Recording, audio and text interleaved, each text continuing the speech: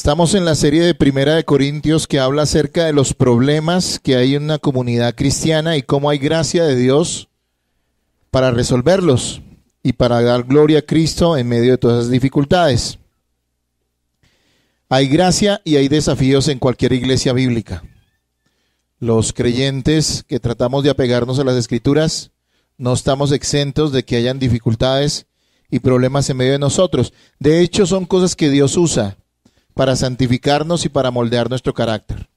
También, como lo vamos a ver en Corintios, esos problemas, dificultades, esas conatos de división que a veces puede haber dentro de la iglesia, también sirven para saber quiénes son de Cristo y quiénes no lo son.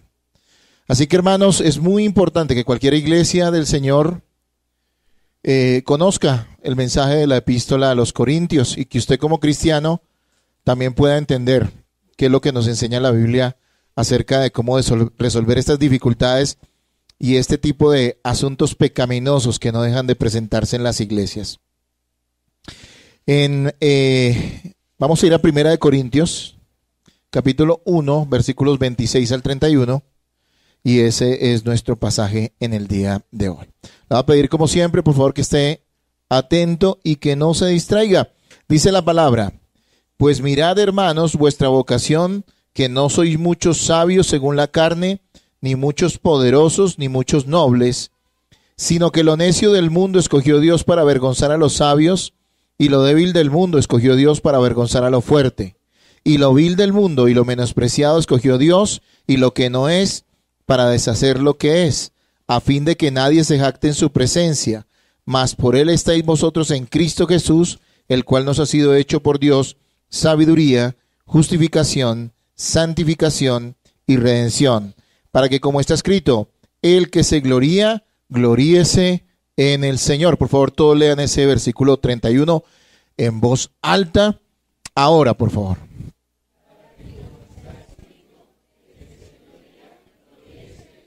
Una vez más, por favor, léalo.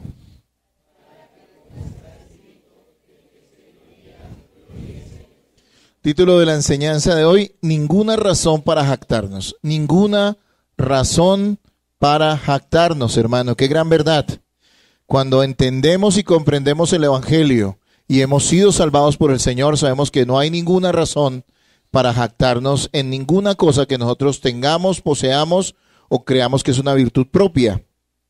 Pablo le recuerda esto a los corintios. La corriente de pensamiento que él viene manejando desde el comienzo de este capítulo 1, que hoy vamos a terminar, que hoy vamos a finalizar para entrar al capítulo 2, es que Pablo saluda con mucho amor y afecto a una iglesia que está afrontando tremendos problemas morales y espirituales. Hay divisiones, hay contiendas, hay ciertas circunstancias que los están alejando y haciéndoles olvidar lo que Dios ha hecho por ellos. Pablo les recuerda quiénes son ellos y con mucho cariño y amor les habla como a creyentes, como personas que verdaderamente están en la fe, a pesar de que incluso algunos de nosotros dudaríamos al ver lo que estaba pasando dentro de la iglesia de Corinto. La gracia de Dios es maravillosa, es inmensa, va más allá de lo que nosotros podemos entender o ver o dimensionar.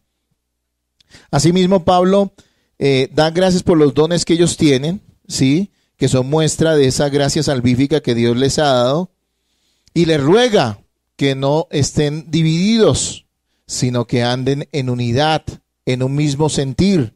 Dice allí literalmente el versículo 10, que estéis perfectamente unidos en una misma mente y en un mismo parecer. Es decir, que todos estén en un solo corazón en la iglesia, estén unidos verdaderamente. Es un ruego que Pablo hace, él lo desea de corazón, y esto lo hace porque él ha sido informado acerca de que hay divisiones entre ellos. Y una de las razones por las cuales se dividían era a causa del favoritismo que algunos tenían por algunos maestros, líderes dentro de la congregación. Los maestros y los líderes no estaban promoviendo la división, sino que estos hermanos de Corinto eran tan especiales, entre comillas, que buscaban cualquier razón para crear controversias, contiendas, barreras entre ellos. Eso habla mucho de la naturaleza humana, de ese remanente de pecado que todavía queda en nuestro corazón, a pesar de que hemos sido salvados. Así que Pablo les recuerda esto, les pide que no se dividan en causa de eso, que recuerden que ni siquiera que a los haya bautizado él es razón de jactancia. Y entonces él quiere ahora, ya que estos corintios que pertenecían a la cultura griega eran fanáticos de la oratoria y de la filosofía, y que estaban contendiendo dentro de la iglesia por causa de ideas, ideologías que al fin y al cabo no tenían nada que ver con el cristianismo, tal vez las estaban mezclando allí sutilmente. Pablo les recuerda que ellos deben morir a eso, que eso realmente no tiene ningún valor, que ellos no pueden confiar en la sabiduría del mundo y sí deben confiar en la sabiduría de Dios. La sabiduría de Dios fue manifestada a través de la cruz. Cristo es la manifestación grande de la sabiduría de Dios, porque Dios escogió el mejor método y la mejor manera para salvar a pecadores miserables, y la mejor manera de hacerlo fue a través de entregarse él mismo, Dios hecho hombre en la persona de Jesucristo, para salvar a esos pecadores. Es la fórmula más sabia, la manera más sabia, lo mejor que Dios pudo haber hecho para salvar a los pecadores, y que la forma en que los salvó fuera para darle gloria a él. Así que la sabiduría de Dios está expresada a través de la cruz, es lo que Pablo les recuerda. Y les dice que no confíen en la sabiduría de los hombres, porque esa sabiduría, número uno, va a ser destruida por Dios. Todo lo que la gente alaba y esos nuevos conocimientos y tantas cosas floridas que el hombre se inventa y las ideologías, todo eso va a perecer. A Dios eso no le sirve absolutamente para nada. Y Pablo le dice a los cristianos, a ustedes tampoco eso les sirve para nada. También le recuerda que eso es temporal, poco confiable. Y allí pregunta, ¿dónde está el escriba? ¿Dónde está el docto? ¿Dónde está el erudito de este siglo? ¿Dónde quedan todas sus ideas si es que Dios ridiculiza lo que ellos piensan? Entonces también nos recuerda que es poco confiable, o nada confiable más bien, las filosofías, las ideologías y las formas de pensar de aquellos que no creen en el Señor Jesucristo ni son sus hijos. Por último, les dice también, argumentando, que de nada sirve las ideologías y filosofías del mundo para conocer a Dios. Y eso sí que nosotros deberíamos tenerlo muy presente. No hay forma de conocer a Dios aparte de la sabiduría suya manifestada a través de la cruz, de la gracia salvífica, ¿sí? Y de la palabra de Dios que nos expone estas grandes verdades de la salvación. Sabiendo eso, sabiendo que hay peleas y conflictos y discusiones, y aquellos que tal vez crean que eso es mucha virtud, alegar en la iglesia sobre puntos filosóficos, ideológicos, doctrinas extrañas apartadas de la Escritura, ahora Pablo les recuerda a ellos que no son nada. Él les dice, sí, no confíen en esa sabiduría del mundo, que para el mundo para el mundo la sabiduría de Dios es locura, ¿sí? Pero recuerden que ellos están perdidos. Por otro lado, ahora que ustedes están permitiéndose tener este tipo de discusiones filosóficas y supuestamente elevadas, también tengan presente que ustedes son muestra de que Dios no necesita de nada, ni de nadie, ni de las virtudes o de las ideologías humanas para salvar y para glorificarse, y la prueba de que Dios no necesita a nada ni a nadie, ninguna ideología del mundo, ninguna herramienta del mundo, ninguna virtud del mundo para salvar a los hombres que Él ha escogido, es que son ellos, somos nosotros mismos. Gente sin ton ni son, personas ordinarias, comunes, y que el mundo incluso menosprecia.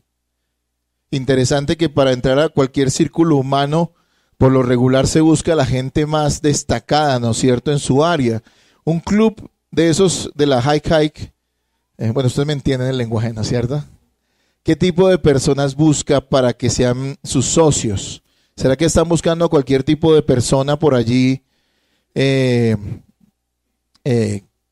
se encuentre en cualquier circunstancia, en cualquier situación? ¿O están buscando lo más elevado de la sociedad? Gente que tenga los recursos, e incluso algunos de esos clubes se reservan, como dicen ellos, el derecho de admisión, y así usted tenga plata. Si les parece que usted es muy ordinario o que no tiene la calidad, no sé de qué tipo que ellos buscan, entonces tampoco lo aceptan. Interesante que si pusiéramos a los hombres a seleccionar el tipo de personas a las cuales quisieran tener en su iglesia, ¿qué tipo de personas escogerían, no es cierto? Seguramente las personas más destacadas de su sector, de su comunidad. Pero Dios nos dice, Dios ha llamado de lo peor.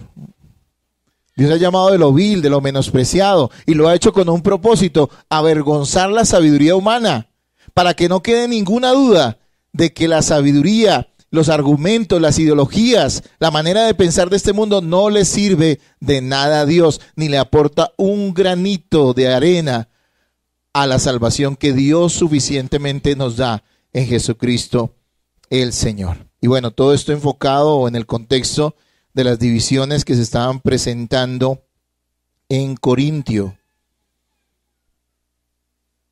Lo mejor, hermanos, que le puede pasar al ser humano es que Dios lo humille. La manera en que Dios puede humillar a una persona es abriendo sus ojos, haciéndole ver su miseria y su profunda necesidad. Eso es lo mejor que puede pasarle a una persona. Cuando Dios salva a un pecador, le concede fe y le humilla, mostrándole quién es, para que pueda arrepentirse y someterse a Él, haciendo su voluntad. Escúcheme muy bien. Si usted dice ser creyente, pero en algún momento de su vida usted no entendió o nunca le pasó que usted viera la maldad, la miseria, la incapacidad y lo poco que usted era ante Dios, si eso no ha pasado en su vida y ese sentimiento de humildad y de humillación no permanece en su corazón delante de Dios, posiblemente usted nunca haya nacido de nuevo. Hoy en día se exaltan las virtudes humanas aún dentro del mismo pueblo cristiano evangélico, y se cree que la gente va a llegar a Cristo porque ciertas personas destacadas de nuestra sociedad, entre comillas, se convierten: artistas, políticos, gente notable. Lo que nos hemos dado cuenta, tal cual lo dice la Escritura, porque Dios no necesita de sus virtudes o de sus títulos, ¿sí? Es que eso no sirve para nada. Eso no salva a un pecador. Nosotros no convencemos a las personas de que vengan a Cristo porque es que mire que aquí está lo mejor de la sociedad. No, al revés. Aquí está lo peor, lo que Dios ha salvado. Aquellos a quienes Dios le abrió los ojos y les mostró que no eran nada. Esos somos nosotros. Y eso es lo que nos va a mostrar el libro, este pasaje de Corintios. Lo vemos en la Escritura. En el llamado de Pedro, cuando ese pasaje que nos habla de la pesca milagrosa, ¿no? Cuando Jesús y Pedro se encontraron, el Señor le dice que tire la red. Pedro sabía que no habían pescado nada y con incredulidad la bota y sale la red llena ¿de qué? De peces. Dice que se estaba rompiendo la red y eso era muy difícil. ¿Y qué hace Pedro? Pedro dice: uy, Señor, entonces voy a hacer de tu combo porque me conviene ser parte de alguien tan... ¿Qué hace Pedro cuando él abre sus ojos? Dice: apártate de mí, Señor, que soy pecador. Vemos en las conversiones de muchas personas en la Biblia esa realidad. El publicano frente al fariseo. El fariseo era aquel que se creía lo mejor de lo mejor dentro de la sociedad judía porque él sí guardaba la ley de Dios aparentemente. Y el publicano era lo peor. Pero el publicano se arrepintió. Y dice que cuando vino ese arrepentimiento, o él oraba con un corazón arrepentido, humillado, dice: mas el publicano, estando lejos, no quería ni aún alzar los ojos al cielo, sino que se golpeaba el pecho diciendo: Dios, sé propicio a mí, pecador. O sea, Dios, ten misericordia de mí. Y dice el Señor que descendió justificado, y el fariseo, que creía que era tanto, desagradó a Dios. La palabra de Dios dice en Mateo 5:3: bienaventurados los pobres en espíritu, porque de ellos es el reino de los cielos. De los pobres de espíritu, los que reconocen su miseria y su quiebra espiritual y la necesidad que tienen de Dios. Gente que no se cree lo más sino lo menos y ha entendido que es así. No es una baja autoestima, es reconocer que no es nadie ante los ojos de Dios, ni tiene ningún argumento para presentarse delante de Él. que solo es un pecador. Las últimas palabras de Martín Lutero, uno de los héroes de la fe, digámoslo de esa manera, sin pretender idealizarlo tampoco, porque también fue un hombre pecador, pero que Dios usó grandemente para bendecir y traer un avivamiento poderoso a la iglesia.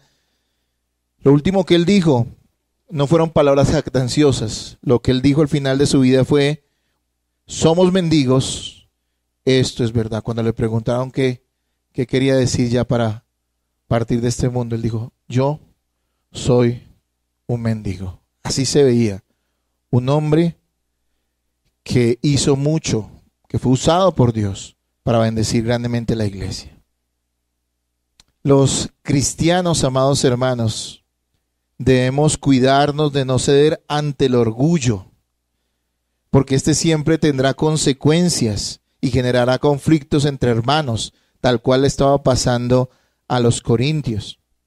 Sí, la gente cuando se aparta, se aísla, cuando la gente crea barreras o conflictos con la iglesia entre hermanos o bandos, siempre aduce tener razones, y muchas entre comillas espirituales. Tal vez hay gente que tenga mucha argumentación. Eso estaba pasando con los corintios. Pero hermanos, eso simplemente es orgullo disfrazado. Eso es una careta simplemente. Es el orgullo el que trae divisiones y distancias entre hermanos. Y por eso es importante que nosotros como iglesia no debemos ceder ni darle lugar al orgullo, ni de permitir que el orgullo domine nuestra vida nuevamente después de que hemos creído y confiado en Jesús.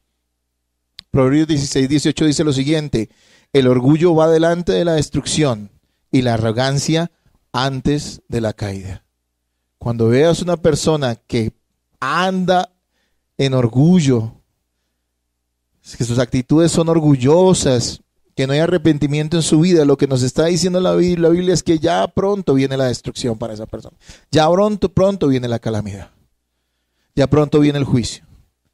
Nosotros deberíamos temer el andar en orgullo, y hemos tenido el privilegio y la bendición de ser humillados por Dios por medio de la cruz y haber sido salvados también por medio de esa humildad que nos llevó a confiar y a descansar en Jesucristo y solo en Él y no en nosotros. Así que divido la enseñanza de hoy en 3 puntos que veo en estos versículos. 3 cosas que debemos recordar siempre, que debemos tener siempre presente, y que son cosas que nos recuerdan que tenemos que vivir humildemente delante de Dios y de los hombres. A estos corintios se les había subido las ínfulas, ¿no? Tal vez por sus escuelas filosóficas, ideológicas, no sé, tal vez algunos fueron a grandes universidades o lo que se comparara en ese momento a una universidad. Tal vez pertenecían a ciertas escuelas filosóficas y habían venido a Cristo y no salían de eso. ¿Sí? En su mente todavía acariciaban las ideas de esas escuelas de pensamiento paganas que no tenían nada que ver con la Escritura. Y lo que hace ahora el apóstol, como lo veo yo en la Escritura, es que los pone en su sitio. Y les recuerda a ellos y les dice que deben recordar a pesar de que han sido salvados. Y les dice que recuerden para qué han sido salvados y también que recuerden cómo fueron salvados. Y esos son nuestros 3 puntos en esta mañana. Deben recordar, y nosotros debemos recordar a pesar de que Dios nos salvó. Debemos recordar para qué Dios nos salvó y debemos recordar cómo nos salvó Dios y todo lo que en Cristo Él nos ha otorgado. Nadie que verdaderamente esté en Cristo tiene algún tipo de argumentos. Hermanos, no se distraigan, ¿listo? Argumentos para justificar, hermano, el orgullo en nuestra vida. ¿Ok? Vamos a leer el versículo 26 al 28.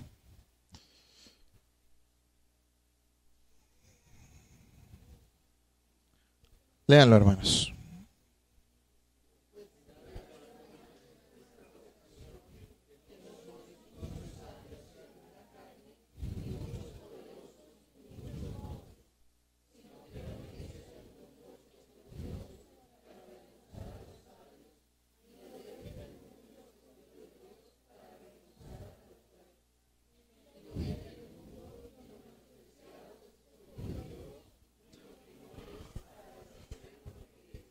Bien, hermanos, recordemos, a pesar de que Dios nos salvó, Dios no nos salvó porque fuéramos la gente más valiosa y apreciada del mundo, sino a pesar de que éramos considerados gente ordinaria, gente del montón.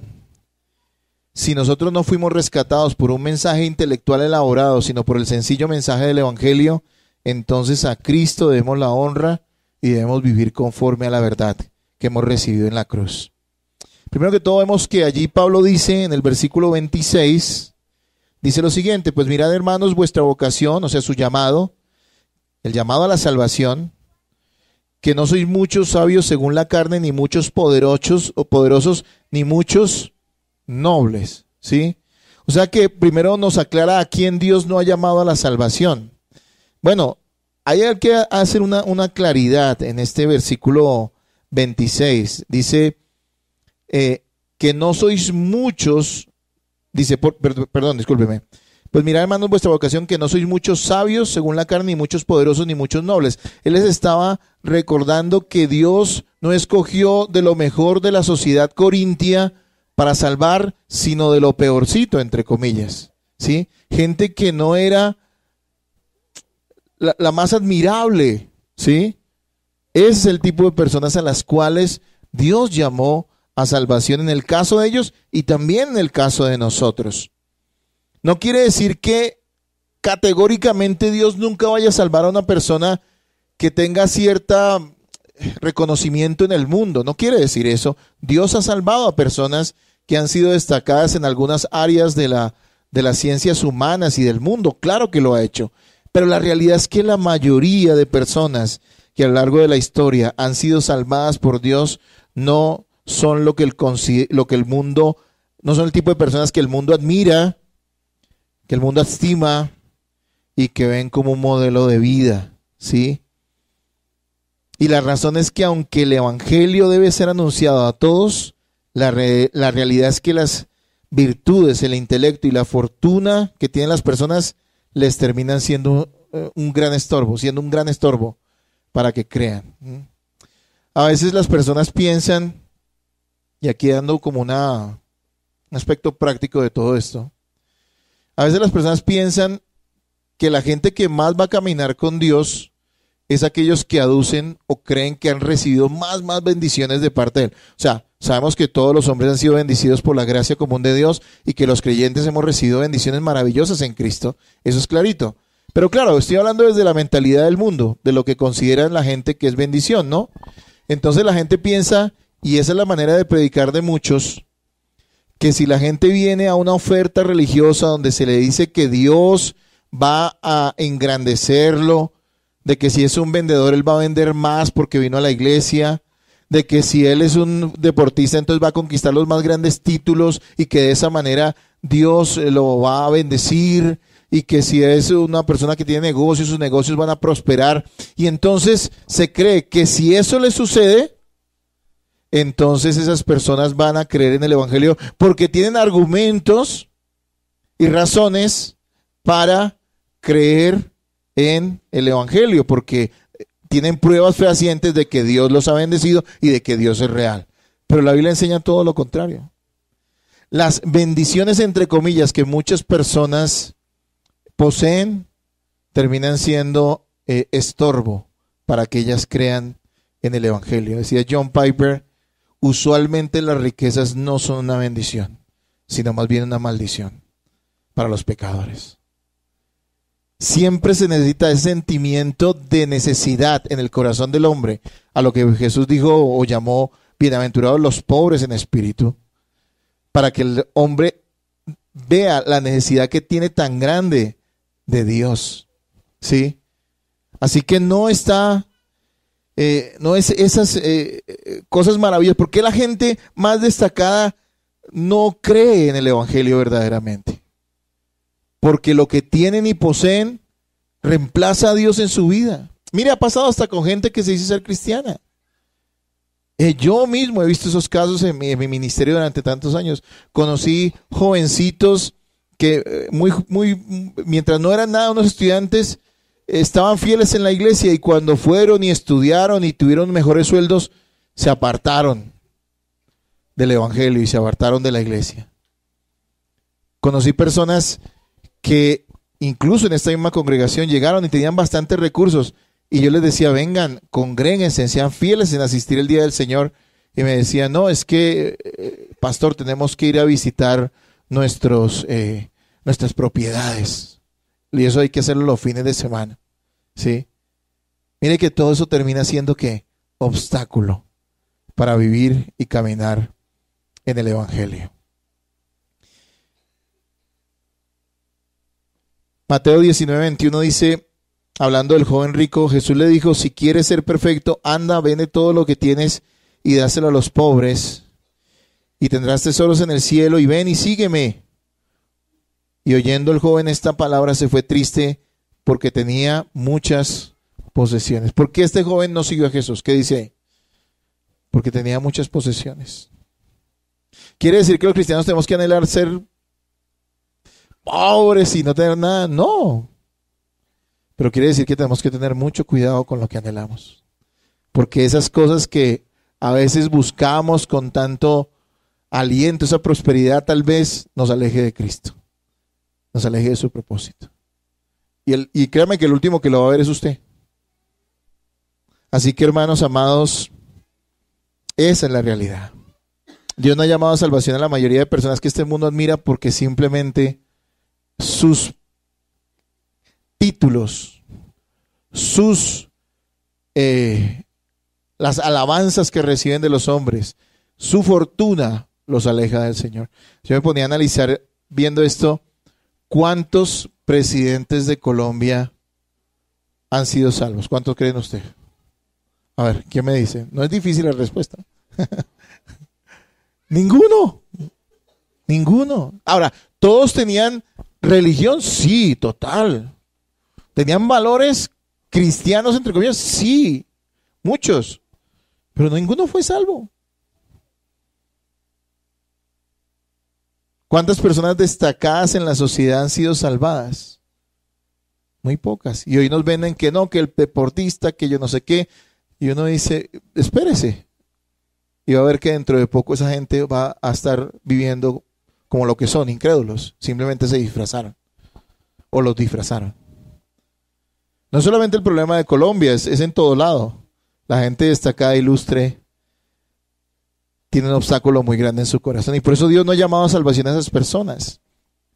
No quiere decir que nadie que esté dentro de estas esferas vaya a ser salvo. Algunos han sido salvos, muy pocos. Pero la realidad es que la necesidad humana hace que las personas busquen a Dios. Es un medio que Dios usa para que lo busquen.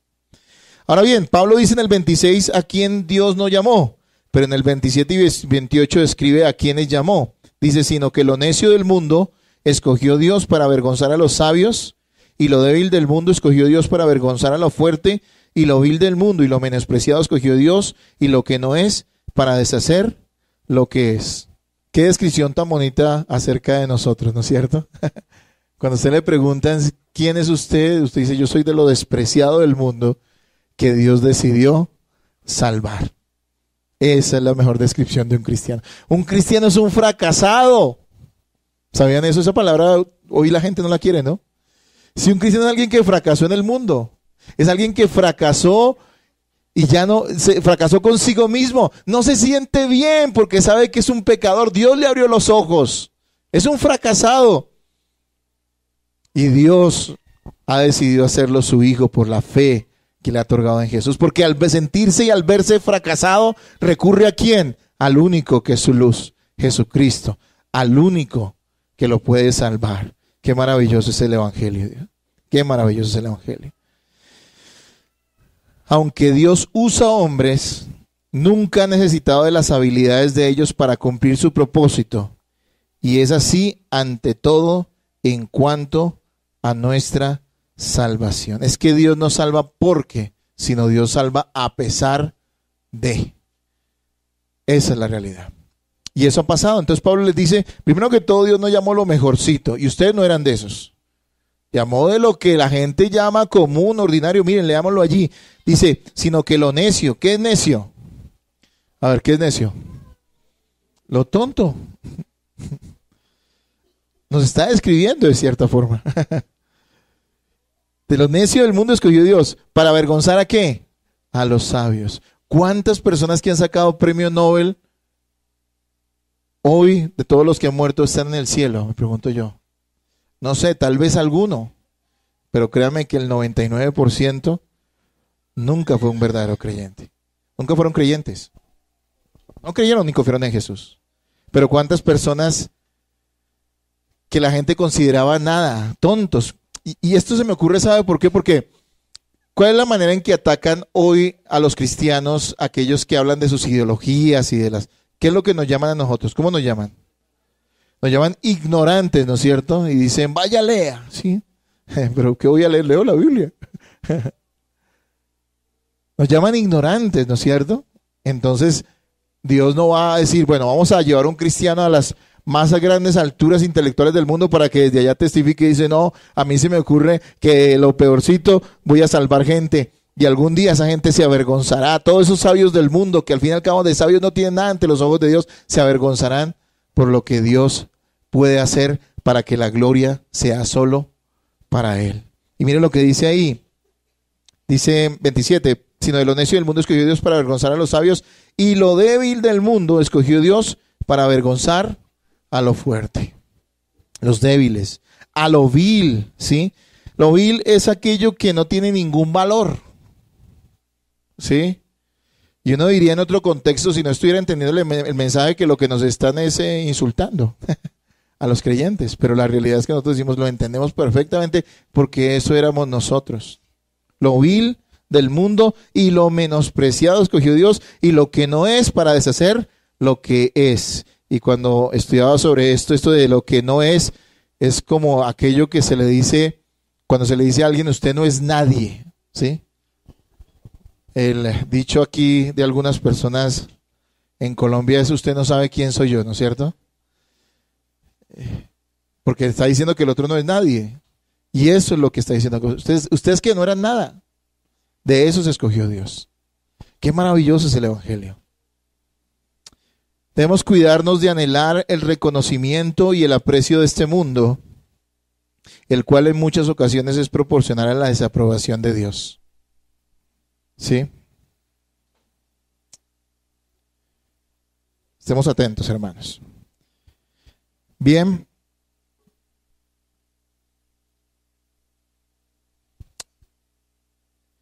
En el cielo hay pocos ilustres y gobernantes, y muchos considerados necios, ignorantes, débiles, viles, es decir, gente considerada como nada y menospreciados por el mundo.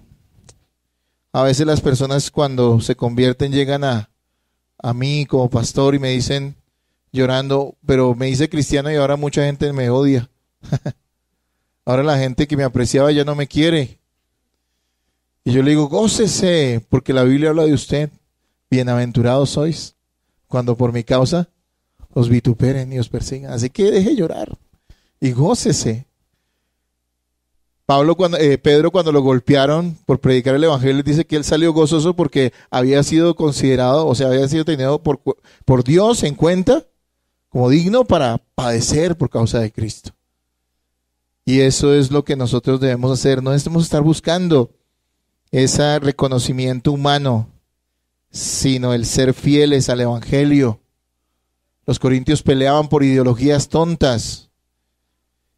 Y les decía, eso que el mundo admira, todas esas escuelas de filosofía, eso no es nada. Ustedes tienen la cruz, ustedes tienen a Cristo.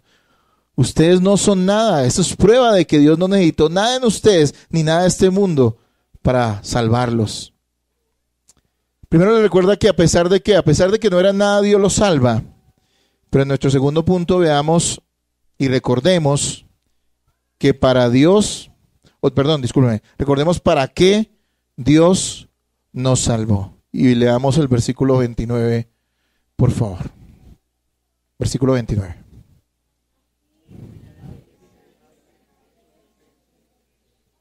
¿Para qué Dios nos salvó? Para su gloria. A fin de que, ¿qué? Nadie se jacte en su presencia. La iglesia tradicional de nuestros países tiene santos, ¿no? La Biblia dice que los santos son todos los creyentes y es una santidad ante todo posicional, ¿no? En Cristo. No es que nuestras acciones demuestren esa santidad en todo momento, no. Pero hay una santidad en Cristo, es una posición que el Señor nos ha dado y llama a los creyentes santos. Pero la iglesia tradicional tiene santos, gente virtuosa, ¿no es cierto? Dicen, wow, eso es personas que hicieron algo especial y merecen nuestro reconocimiento e incluso nos pueden ayudar a interceder delante de Dios. Y eso es completamente contrario a las Escrituras. Es una tontería. Aquí Pablo está diciendo, mire, ustedes no eran nadie y Dios los salvó. ¿Para qué Dios escogió lo peor? Para avergonzar a lo mejor. Y de esa manera nadie, lo mejor del mundo, digo yo, y de esa manera nadie tenga de qué jactarse delante de su presencia. Nadie puede decir, Dios, yo colaboré en lo más mínimo para ser salvado. No me debes absolutamente nada, Señor. Eso es lo que el hombre debe entender. Eso es lo que aquí está diciendo.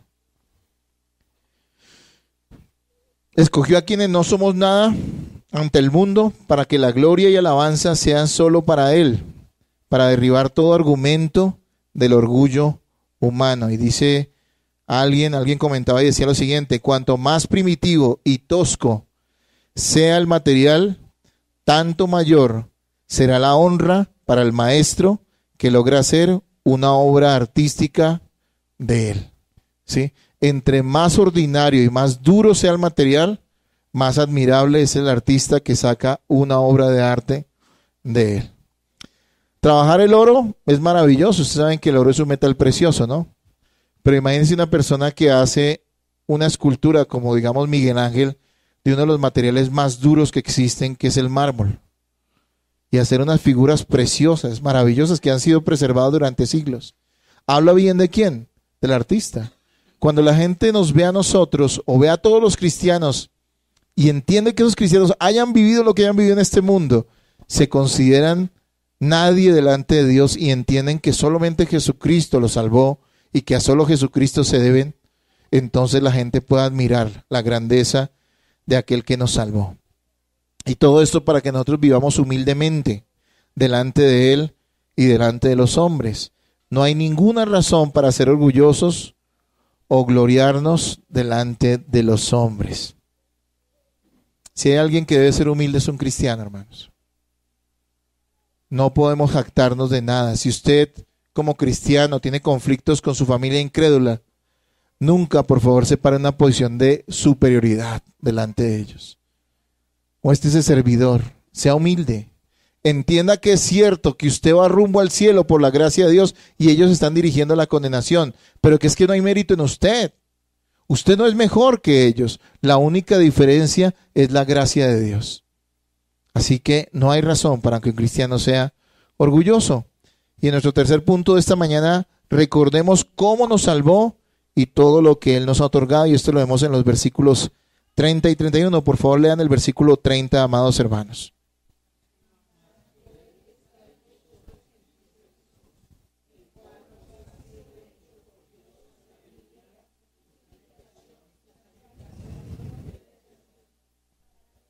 Amén, hasta ahí, hasta el 30.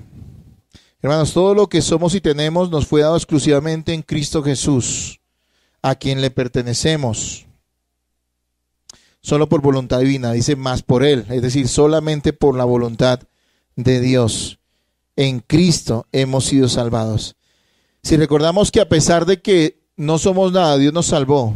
Y el propósito para el cual Él nos salvó, que no es la exaltación nuestra, sino la exaltación de Dios y su gloria. Y además también recordamos cómo nos salvó, que es obra exclusiva de Dios por medio de ese sacrificio cruento de Cristo y su resurrección. Nosotros siempre estaremos en nuestro lugar. Siempre recordaremos que no somos nadie ni tenemos nada que exigirle a Dios y mucho que agradecerle. Allí habla de varias cosas. Dice de Cristo como la manifestación de la sabiduría de Dios, ¿sí? Él nos ha sido sabiduría, aquel que Dios escogió y cumplió de manera perfecta el propósito de nuestra salvación. También habla de que Cristo es nuestra justificación, es quien nos justifica por medio de Él, medio de la fe en Él y de la vida perfecta que Él tuvo. Somos declarados inocentes delante de Dios, libres de culpa. Eso ha hecho Cristo por nosotros. Cristo es quien nos santifica. Es decir, que ahora ante los ojos de Dios somos vistos como personas apartadas para Él, apartadas y consagradas para Él, para su alabanza, para su gloria. Somos de Cristo, le pertenecemos, hemos sido santificados y progresivamente estamos siendo también santificados, apartados del pecado, siendo apartados del pecado. Y Cristo es quien nos redime, es decir, quien nos compró para darnos y otorgarnos libertad. ¿Saben? Cualquier ideología humana no puede hacer eso por los hombres.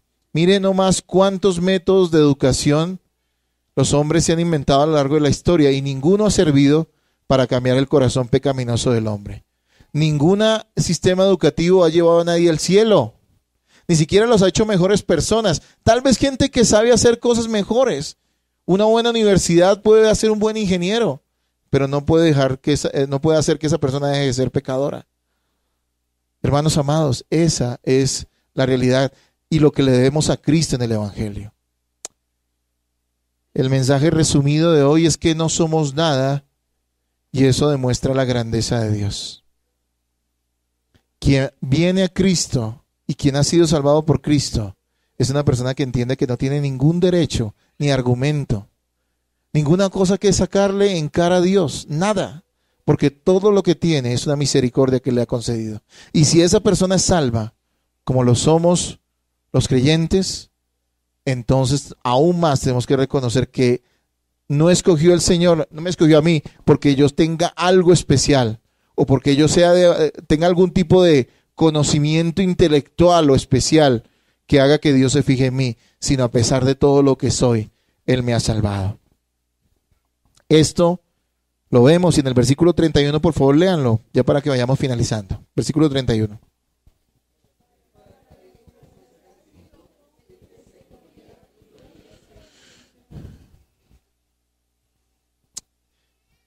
Allí cuando Pablo dice gloriarse, no está diciendo que nosotros nos enorgullezcamos y creamos que somos mejores que alguien, sino que si hubiera alguna razón por la cual nosotros deberíamos enorgullecernos, no sé, decirlo de alguna manera, no es la palabra adecuada, pero si nosotros de alguna manera tenemos que algo decir o resaltar en nuestra propia vida, es que Cristo nos salvó sin que haya ningún mérito en nosotros mismos. Eso será lo único que debemos resaltar en el caso de nuestra salvación. Si hay que gloriarse, nos debemos gloriar en el Señor y en lo que Él ha hecho por nosotros, no en lo que nosotros somos o hemos hecho. Bien, somos orgullosos por naturaleza. Ese es un gran problema. Siendo nada nos sobrevaloramos. Así que Cristo es el único que puede revestir de humildad a un pecador endurecido, orgulloso, como él solo. Cristo es la respuesta, amigos. Cristo es quien puede humillar tu corazón y hacerte un heredero verdadero de esta gracia bendita, donde la gloria siempre es solo para Dios. Nosotros como cristianos también somos tentados a vivir en orgullo. Y lo hermoso del Evangelio es la humildad que producen aquellos que creen y se someten a Él. La humildad afectará cada una de las áreas de nuestra vida si verdaderamente hemos sido escogidos por Dios y salvados por Él.